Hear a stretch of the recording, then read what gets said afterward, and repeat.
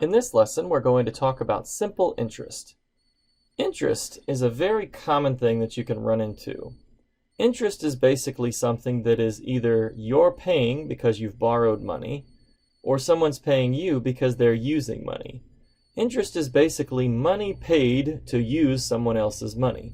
And unfortunately, the average person, it's more you're paying interest to use someone else's money. And so the principle in this process is whatever money you're investing or borrowing. This is generally the amount of money that you would say owe, or perhaps the balance in your savings account that the bank is paying you interest on.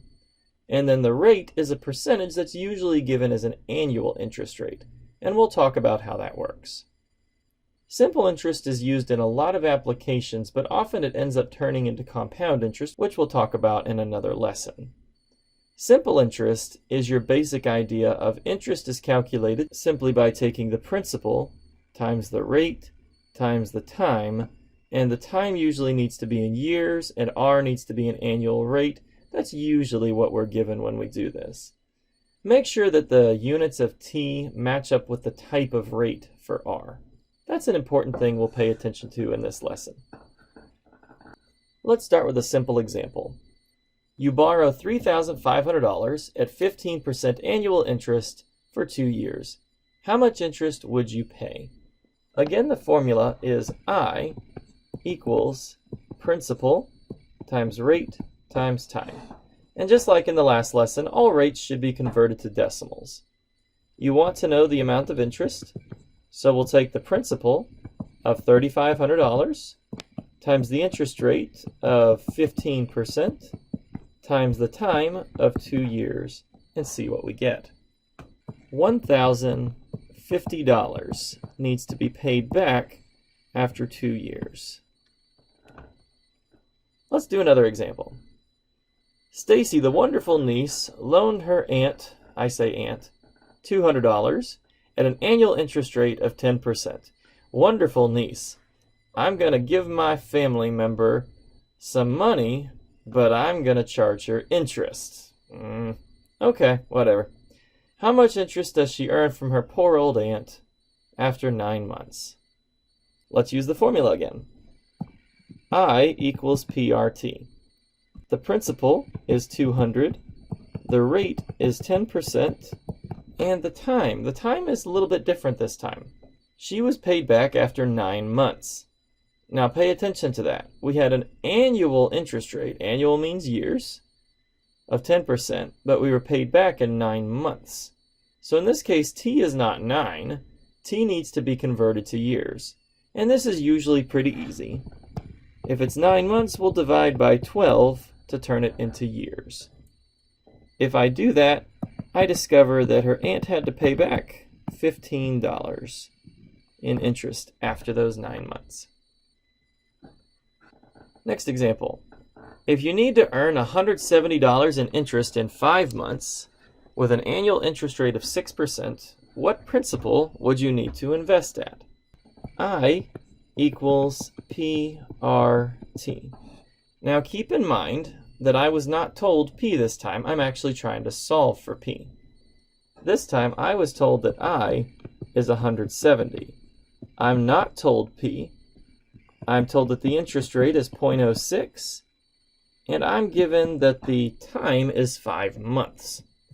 Just like last time, if it's 5 months, let's divide by 12 to convert it to years. Let's simplify this a little bit. The 0.06 times 5 over 12, I would just do 0.06 times 5 divided by 12 and turn that to a decimal. However, if you do this, make sure that you don't round your decimal for future calculations. Fortunately, this one does not need to worry about rounding. I get 0.025. Now we can divide both sides by 0.025, and that will get us our answer. The principal would need to be $6,800 in order to get that $170 in interest in 5 months. Needless to say, you only got $170 off of that in 5 months, and that's a really good interest rate. Interest is something that takes time to build. Next example. What would the interest rate be if you borrowed $3,000 for 1 year and you paid $480 in interest. This time I'm not told the rate, but I'm told everything else. I should note that the 480 is your interest, that's your I, and the 3,000 is your principal, P. If we use our formula, we get 480 is equal to 3,000 times the unknown rate, and the time is just 1 year. I don't even really need to pay that 1 any attention. Multiplying by 1 doesn't do anything. So if I divide by 3,000 on both sides, that will give me my rate. I get 0.16, and if I were to say that as a percentage, 16% is my rate. The next example looks kind of like the previous one, but it's not the same as what you think. A business borrows $18,000 and repays $26,100 in 3 years. We want to know their interest rate. So here we again have I equals PRT, but something's funny here. Which one is P? Which one is I? I will tell you that this is your P.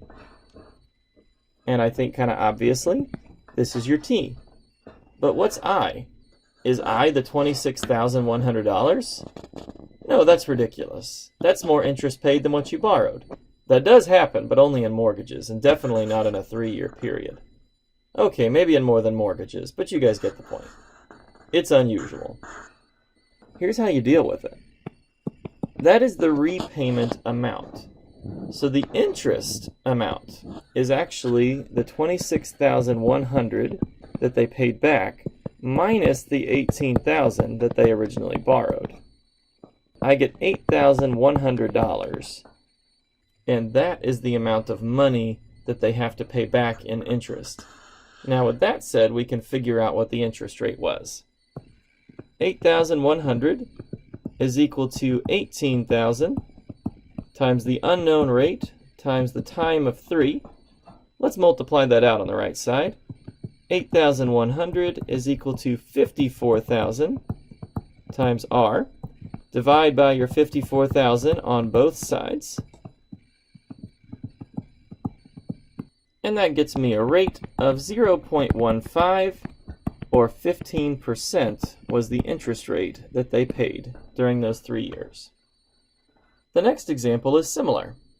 You wish to save $3,720. You have $3,000 and you want to invest it at 8%. How long will this take? Just like in the last example, 3,000 is your P and 8% is your R, and we're going to be searching for T this time.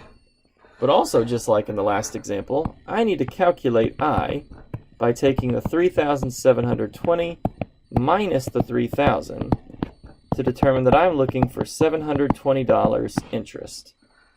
Now let's figure out how long it'll take. Here's your formula. Your interest is $720. Your principal is $3,000.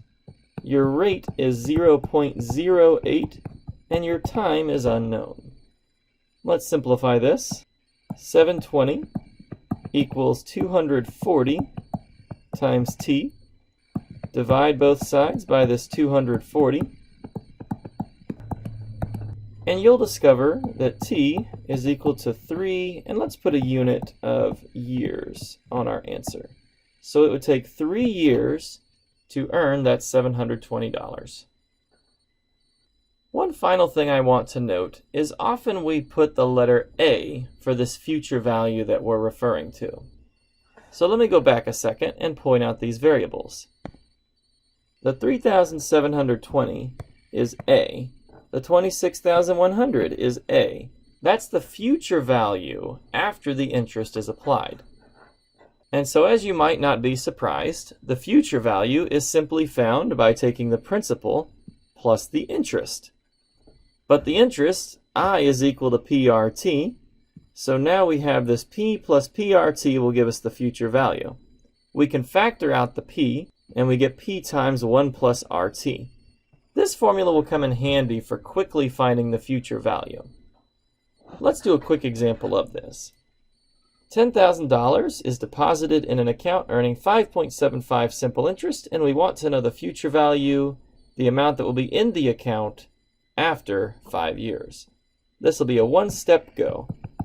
The principal is $10,000. The interest rate is 5.75, which I'll write like this, and the time is 5 years. Be careful with your order of operations here. It's 1 plus the rate times the time. You need to multiply the rate times time, then add 1 when you're doing this. I'll do one step in the middle to make sure nobody has a mistake. When you do what's inside the parentheses according to the appropriate order of operations, you should get 1.2875. Now multiply these together, and I get $12,875 in the bank after 5 years at that interest rate.